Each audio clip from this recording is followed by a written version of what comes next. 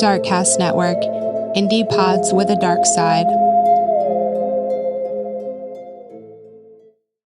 What is up, little skeleton-type people?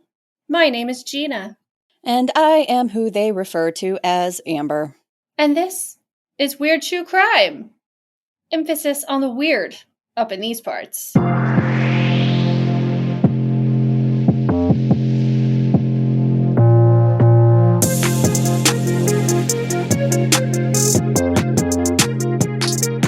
How many times can we say the same intro and not get tired of it? I mean, we've said that same thing no less than 26 times now.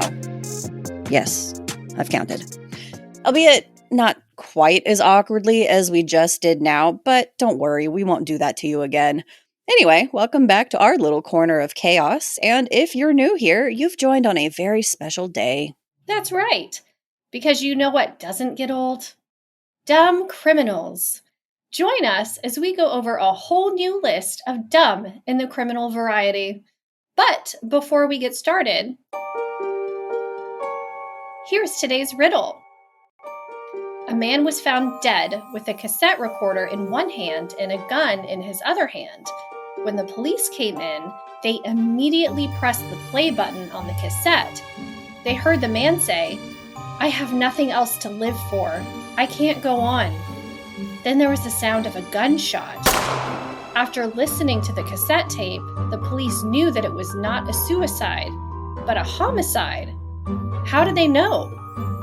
Stay tuned to the end to find out the answer.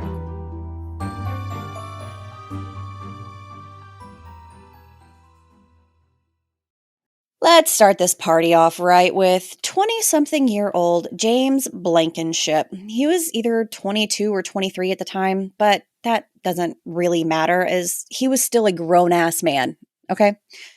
Dear Lord, where do I even begin with this one? Back in June of 2013, this Ohio man had been banned from his mother's house due to an argument they had about 3 months prior. So what does he decide to do? Rob her house, of course. I guess he wanted to get back at her by pawning off some of her jewelry or something. Who knows for sure, though. His feeble thieving attempt was short-lived when his mother was coming down her stairs and noticed her prodigal son was attempting to return home by coming through a front window where he had removed the screen. As soon as he saw his mother, he turned tail and ran. The police arrived shortly after and began checking the area to find him. A resident pointed to an area where he had seen a male run behind a home. The police located James hiding in a crawl space underneath the house. James was taken into custody on a felony burglary charge. Here's where it gets really good, though. When James was advised of the charges against him, he made this statement, quote, "I thought you could only be charged with burglary if you break in during the nighttime." End quote. Wow. I don't even know how to process the stupidity in that statement. I have never read or learned in any sort of class that breaking and entering was only illegal if you did it after dark. Also, his own mother, come on. Like, he deserves all the things that he gets, in my opinion, for being such a dumbass and trying to rob his own mother. That's rude. Even though he had been arrested on felony burglary charges, he pleaded guilty to a reduced charge of breaking and entering and was sentenced to 180 days in jail, 120 of which were suspended, and ordered to pay a $100 fine. We can only hope that he learned his lesson and maybe even reconciled with his mom, and they had a good laugh about it. Won't hold my breath, though. Yeah, no. What would you do if you were the mom in that situation? Would you reconcile? Cry myself to sleep at night. Like, where did I go wrong? I failed my child because he thought. Actually, fun fact, there was something that I had read while researching this that in a random definition of burglary, I think it had the phrase nighttime in it. What? But we're talking like old school definition, not like literally Yeah. today's definition Of of whatever. burglary? Anyway, Interesting. yeah, I would probably just cry myself to sleep at night. And I probably would reconcile because the poor kid is so dumb that he lands himself in that. If I don't take him back under my wing and help him, he's going to wind up dead. Just saying. Maybe. Like, you're such an idiot. You obviously can't function without guidance. Basically. So I know you stole from me, but I've got to at least, like, keep you alive. Or at least try, no matter how big of a headache it is for me. I feel bad for that woman. I really do. Boy.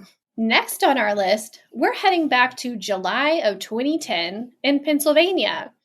A man by the name of Dennis Hawkins, age 48, shoplifted a BB gun from a local Kmart. Oh, there's a store I haven't heard in a while. And then used said BB gun in a bank heist. Whew.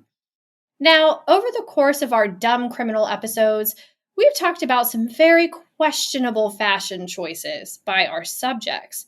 We've even had a discussion where Amber asked me what I would choose to wear if I were to commit a burglary. Unanimously, we agreed something to at least help hide our identities and be more discreet would be what we'd ultimately choose. What did Mr. Hawkins choose to wear as his bank robbing getup? A blonde wig, fake breasts, and clown pants. We can't really make this shit up. He held up the bank at gunpoint and fled with an undisclosed amount of money. The police received a tip from a nearby gas station that a man fitting the description was attempting to steal a car. Oh my God, yeah. He kept the ridiculous outfit on while he allegedly entered some poor woman's car, and she quickly exited the car with her keys and called the police. Oh, did I mention that Hawkins was also apparently covered in red dye from an exploding dye pack? Just when you think he can't possibly look more ridiculous, he does. When the police arrived at the gas station, they found Hawkins still sitting inside the vehicle. It's like he just completely gave up at that point. Maybe he realized how ridiculous the entire thing was and was just done. Oh, maybe he's like, fuck it. This obviously isn't going to go the way I planned, so I'm just going to give in. Yeah. The Swissvale police chief, Greg Geppert, said, he would get my nomination for dumbest criminal, I think. Yeah, definitely different. I mean, with the wig on, you still have his black facial hair with a blondish wig. Definitely different. End quote. Also, yeah. Okay, if you have fake breasts, like what shirt was he wearing? Because there's no description of the shirt. So did he have no shirt on and just like a fake boob like get up strapped to it? I don't. That's what I pictured. It's like it's a very it looks like a blue blouse with a very modest neckline. Oh, so he's not even showing off the fake boobs. No, he's not even showing off the assets. He's gone complete fucking grandma. But with this giant ass mustache, goatee, black facial hair and to complement it all. And clown pants. Wow. Can't forget the clown pants. If you're trying to be subtle, that is not the way to go. Now, before we laugh at the next one, I want to start off by saying, thank goodness no one was actually hurt, because this story could have ended a whole lot differently. We've said several times that drugs are bad. You know what else is bad, boys and girls? Drinking and driving. When you suspect someone is driving under the influence, alert the authorities so they don't hurt themselves or anyone else, just as this man did back in March of this year. The man told dispatchers that there was someone driving a truck on the wrong side of Highway 77 in Lancaster County in Nebraska with his high beams on and almost ran him off the road. He was able to give them precise coordinates of where the collision almost happened, so the police were able to track him down pretty quickly. A deputy heading out to the location found a man in a car heading in the wrong direction, not a truck, and pulled him over. The deputy asked the typical, "Do you know why I stopped you?" question, to which the man replied, "Yeah, because I was on the wrong side of the road." The man says he must have missed an exit, which caused him to drive on the wrong side of the road. The driver had a blood alcohol level over twice the legal limit, so he was arrested and put in the back of the patrol car. In the cam footage from the police cruiser, the deputy later asks the man if he was the one who called 911. The man replies, quote, "Yeah, because I thought somebody was on the wrong side of the fucking road, bro." End quote. To which the deputy responds, "But it turned out it was you." You can hear the man say back to the deputy after that, quote, "Yep, like a dumb fuck." End quote. Wow. One, missing an exit would not mean that you would suddenly end up driving on the wrong side of the road. So, no. Two, he was so drunk, he literally thought that other people were driving the wrong direction. Mm-hmm. Oh my God. And the use of bro in this whole thing. Yeah, bro.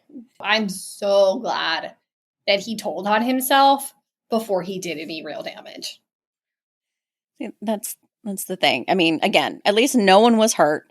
And even in his inebriated state, he thought to call 911 like a good Samaritan. Somebody's doing something wrong. Yeah, bro. You call on himself. Oh my God. Maybe more people. Well, one, just don't drink and drive. If we would have less of that, it would be better for everyone. But maybe more people will do what this dumb fuck did, as he called himself, and calling on themselves. See, back when I used to drink, I just stayed home. Yeah. It's much safer that way. No. And cheaper. Yeah, no. You just drink in the comfort of your own home and your sweatpants like a normal person. Oh man, people. I love people. Our next tale involves another inebriated driver, but no one called the cops on themselves this time. Back in Oregon in July of 2020, police received reports of a stolen Toyota Land Cruiser. Those are nice.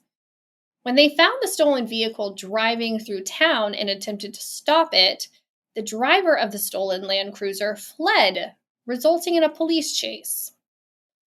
27-year-old Randy Lee Cooper eventually ended up crashing into an occupied Buick Regal and was apprehended and charged with unauthorized use of a motor vehicle, attempting to elude police, assault in the third degree, reckless driving, plus more. Wait, that's not where the story ends, though. As dumb as stealing a car and running from police is, the Buick Regal that Cooper had hit, it was also reported as a stolen vehicle. Wow. No, Randy didn't steal both cars. The Buick had actually been stolen weeks earlier. 25-year-old Kristen Nicole Begue was the driver of the Buick involved in the crash with Cooper. She was charged with driving under the influence of intoxicants and for unauthorized use of a motor vehicle. So many questions with this one. Unsure if Nicole was the one who had stolen the Buick originally, or what the story was behind that. But man, good choices were not made that day by both parties. Wow. Maybe she didn't know the car had been stolen and literally was just in the wrong place at the wrong time. Then again, we circle back to the whole don't drink and drive under the influence of anything except common sense. you can drive under the influence of that. That's okay. And we know plenty of people who don't do that either, even when sober. No. So I think I experience that like every day. Every fucking day. Anyway, thankfully, no injuries were reported between the two. And hopefully, they've learned their lesson. Hopefully. Oh, God, this next one absolutely killed me.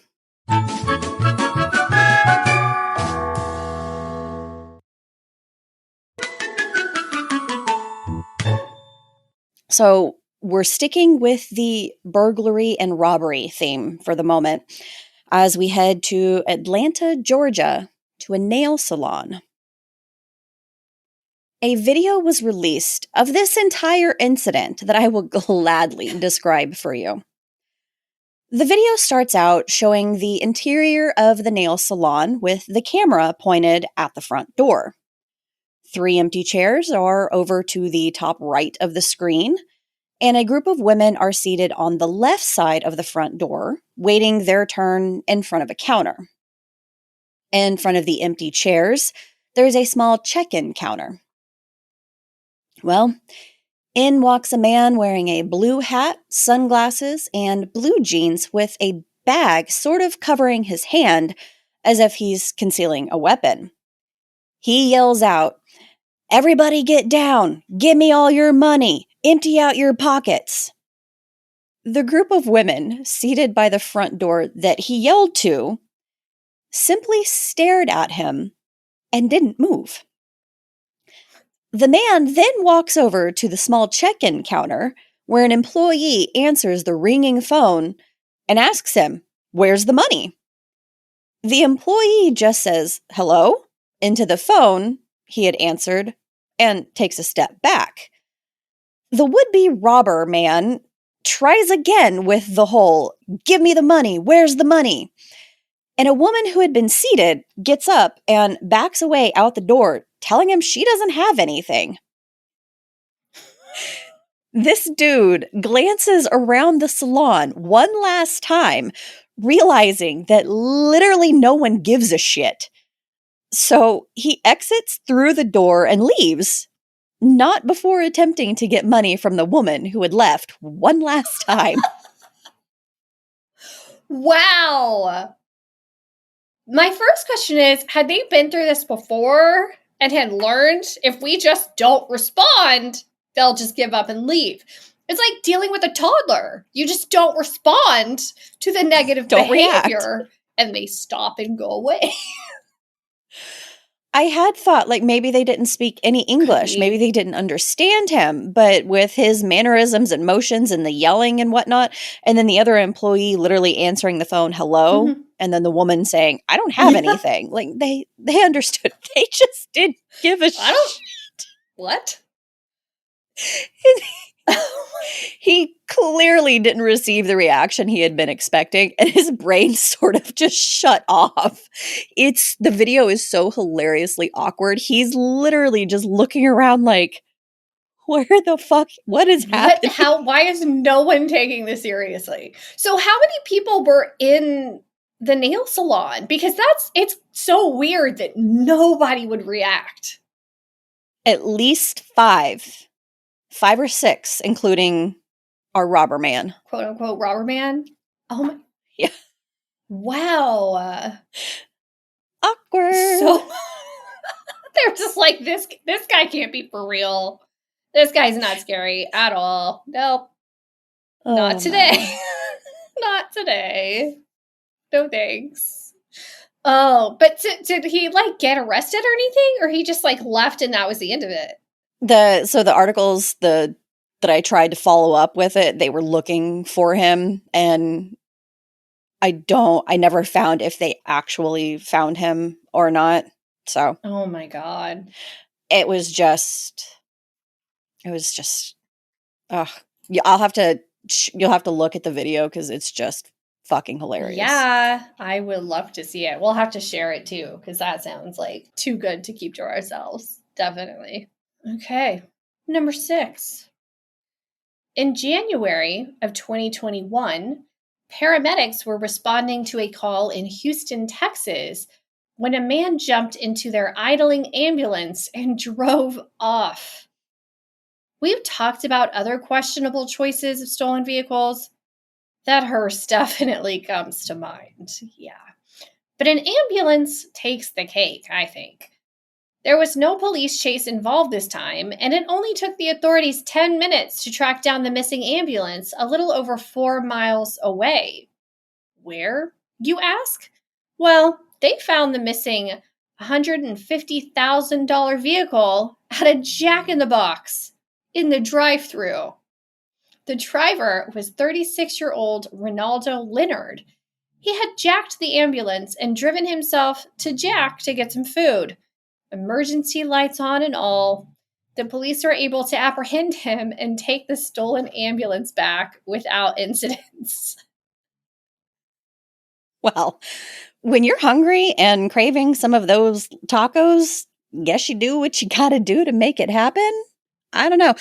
I'm more of an ultimate cheeseburger girl myself. It's though. been a hot minute since I've been to Jack in the Box, but my first thing would not be tacos, even though I've heard that they have some pretty damn good tacos, apparently. Those little mini tacos you can get. You can get like 15 of those little bastards in like this pack, and so you can get them loaded with like the cheese and the lettuce and all kinds of stuff, and so it just becomes like this gooey mess. Oh and my god, it sounds like it's nachos on steroids almost or something. basically. Oh, that sounds Now I want Jack seriously, in the Box. now I want Jack. I don't even know where Jack in the Box is here around me, actually. I haven't seen one in a hot minute. That dude was hungry. Like, I understand not thinking clearly when you're hungry and like maybe being a little mean and not making the best choices emotionally, but to steal a fucking ambulance, that's some hunger right there.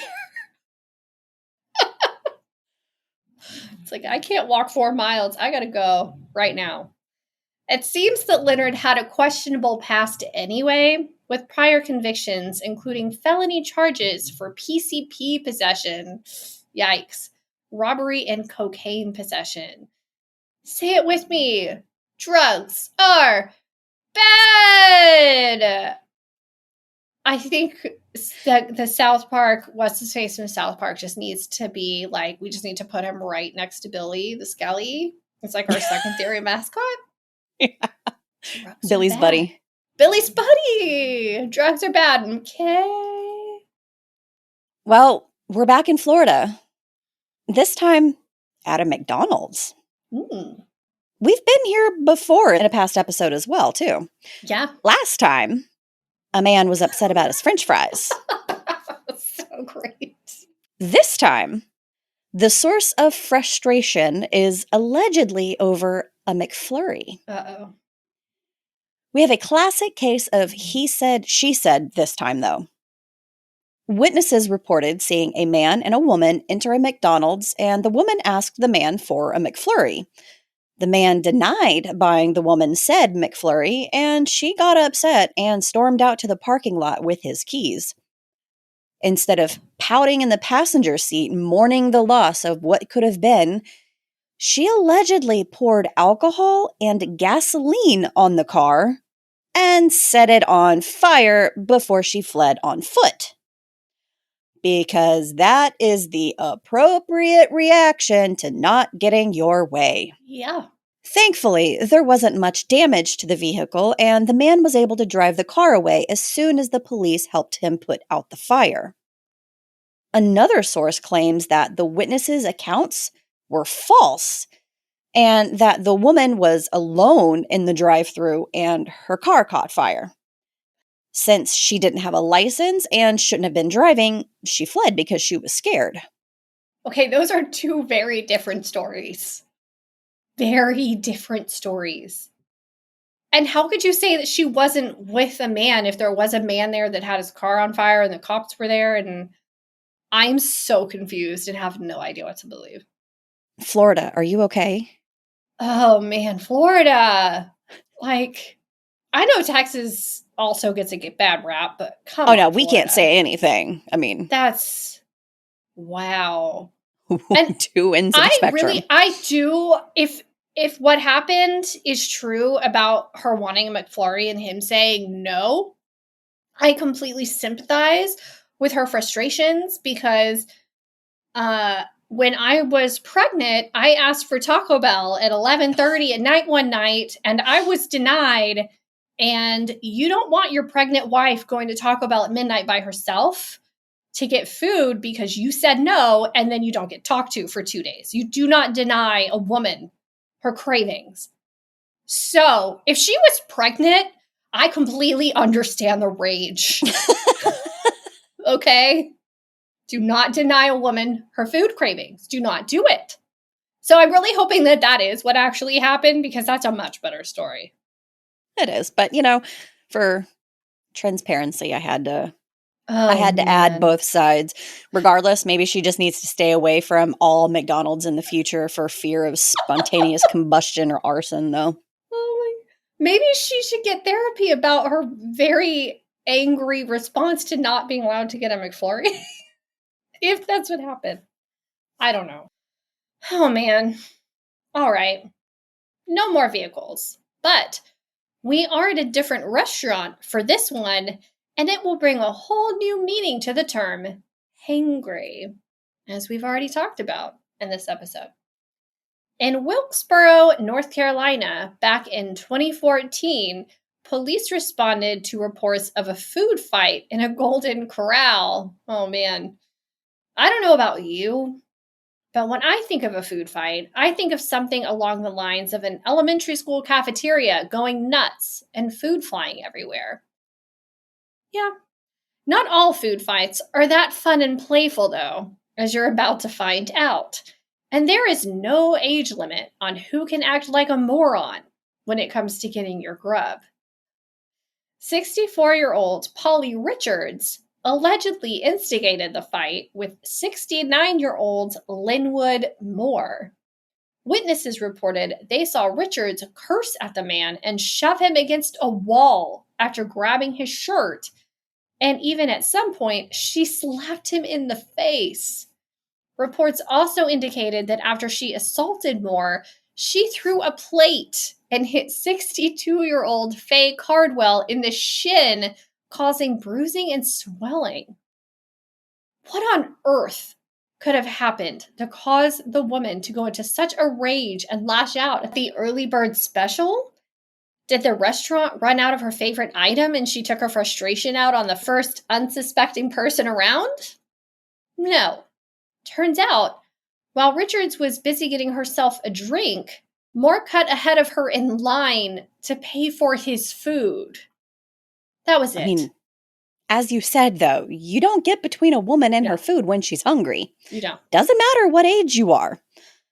Probably not the most appropriate reaction to the whole thing, though, to be fair. No. And it makes me wonder what else was going on in her life at that time to make her, so ragey about such a small thing. Because I feel like that's not something you just snap and, there has to be an underlying thing going on there. But maybe that's just wishful thinking. Either that was just, the cherry on her shit sundae and she snapped, or... Mm-hmm. Or she just crazy. Maybe. Polly was jailed on 2 counts of assault and battery due to her behavior at the restaurant. Rightfully so. Yeah. You don't get to, hit somebody in the shin with a dinner plate and get off scot-free. Also, that's very bad for business.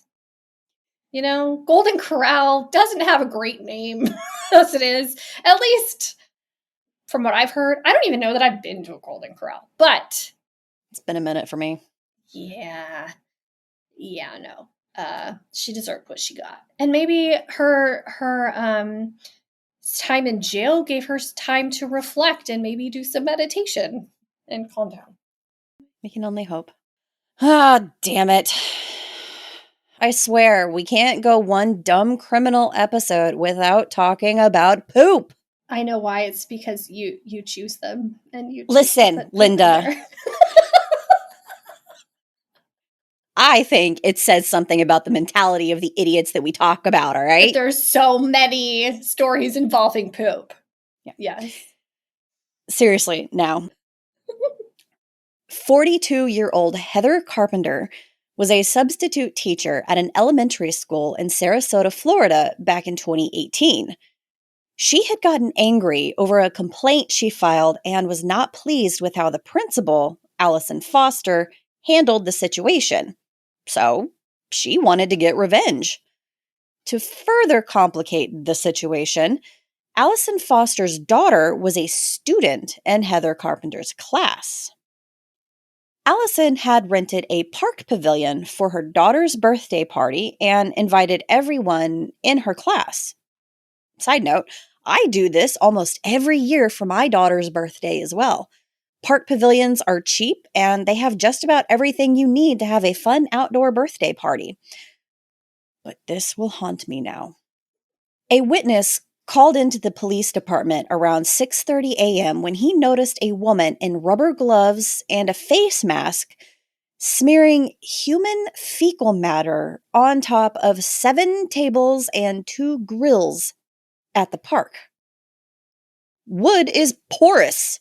Mm-hmm. The tables and grills were all replaced because gross, and it ended up costing Sarasota County a whopping $2,310, including labor to replace everything and the refund for Allison for the rental of the pavilion for the day. Police questioned Allison since she had the party scheduled for that day, who let them know of the ongoing dispute between her and her daughter's teacher, Heather Carpenter. A week later, the detectives went to Heather's house and questioned her, and she admitted to being the literal party pooper. Think of the children. Like, you ruined this kid's birthday party over some stupid adult matter that had nothing to do with this poor kid. And why?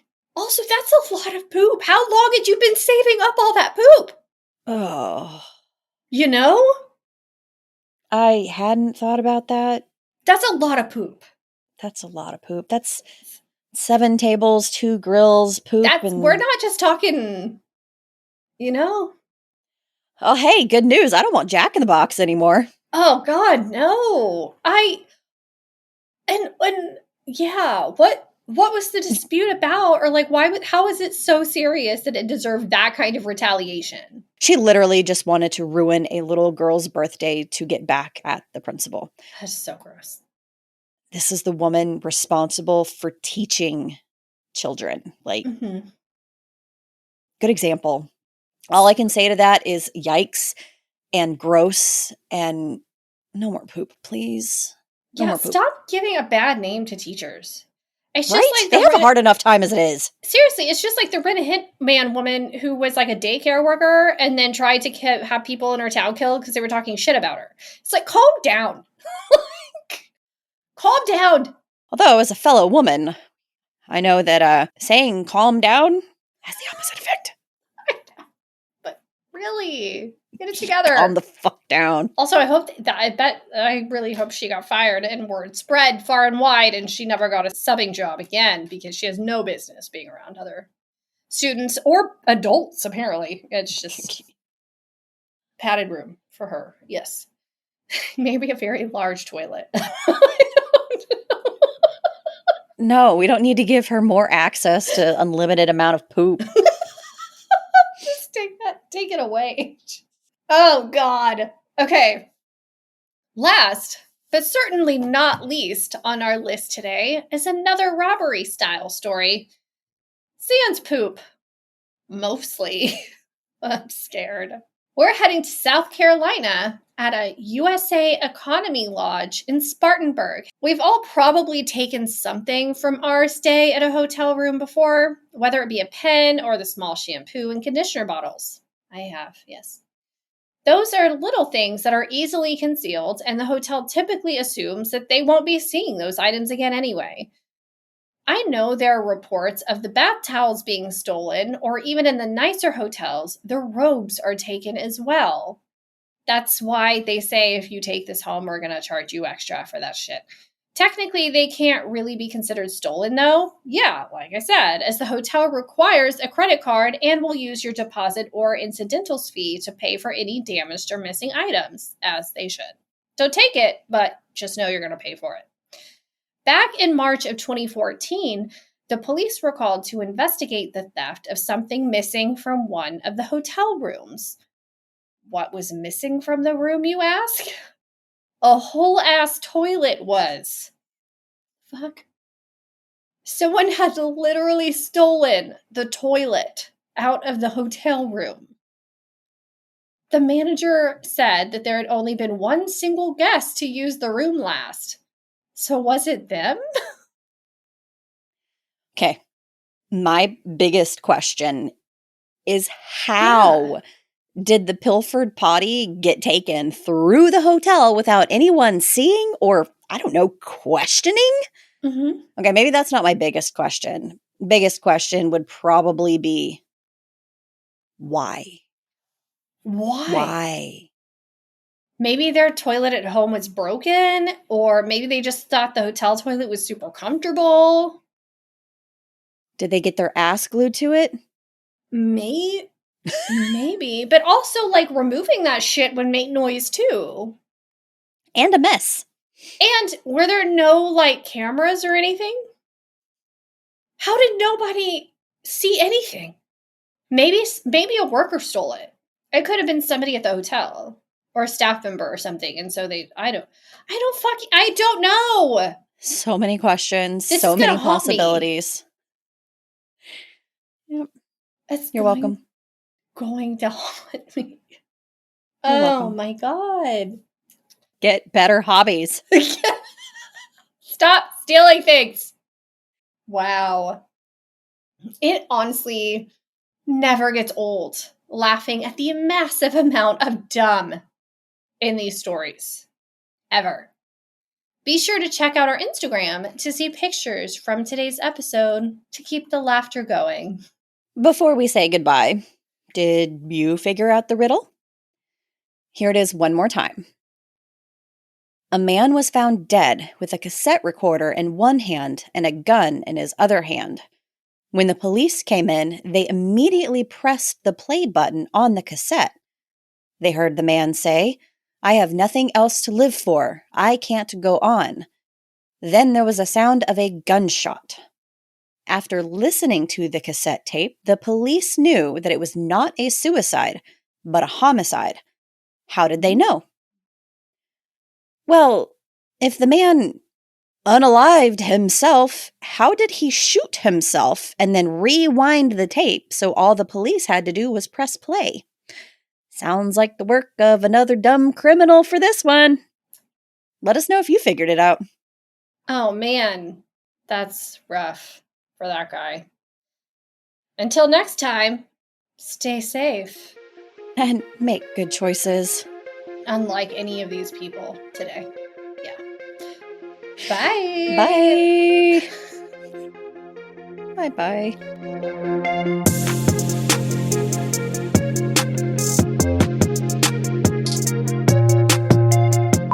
Hold, please. My dog is making some really weird noises, and then I think I hear voices, and I don't know what's happening in my house right now.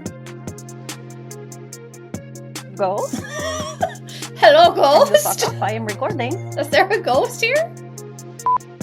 When you suspect someone is driving under the influence. Influence.